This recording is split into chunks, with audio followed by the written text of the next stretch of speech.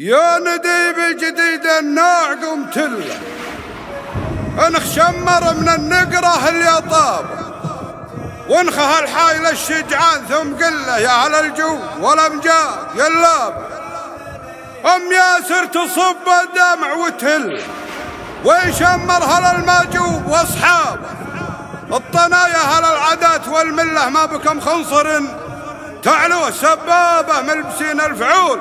ومن الكرم حله محزم الجبخان وسيف وعصاب. يا نديب جديد النوع قمت له انخشمر من النقره ليا طابه وانخه الحايل الشجعان ثم قله يا هل الجود والامجاد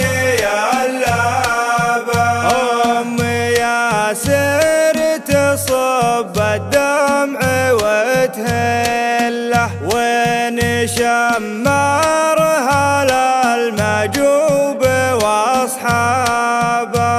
الطنايا هل العادات والمله ما بكم خنصر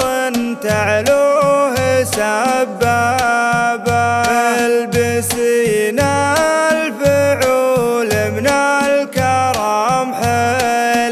محزم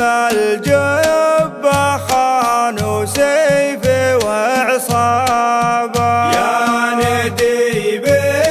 جديد النوع قمت له انخشمر من النقره ليا طابه وانخه الحايل الشجعان ثم قله يا الجود والامجاد يلابه الطنايا هل النوماس والدله لابته لا حصل الحبل كالرابه طيب شمر وفعله خلق وجبله تروي الناس والتاريخ يقرابه ما يجي طيبهم فوعات وتمله كل ما زادت ايام القسى طابه. يا نديب جديد النوع قمت له انخشمر من النقره ليا طابه وانخه الحايل الشجعان ثم قله يا هل الجود والامجاد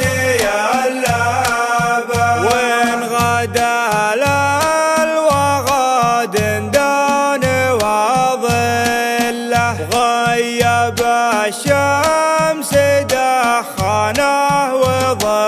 وضبضابه لابت ترعب العدوان وتذله مشبعين النسور الحدب واسرابه يا تعامل خصيم وعله العله بلسم الجرح بالفزعات واطبابه. يا نديب جديد النوع قمت له انخشمر من النقره ليا طابه وانخه الحايل الشجعان ثم قله يا هل الجود والامجاد يلابه يا هل الجمع والمصقول والسله وين غلبه هل الردات بحرام واسم ياسر جميع شيوخنا قله المواجب عادت فات الأشناب.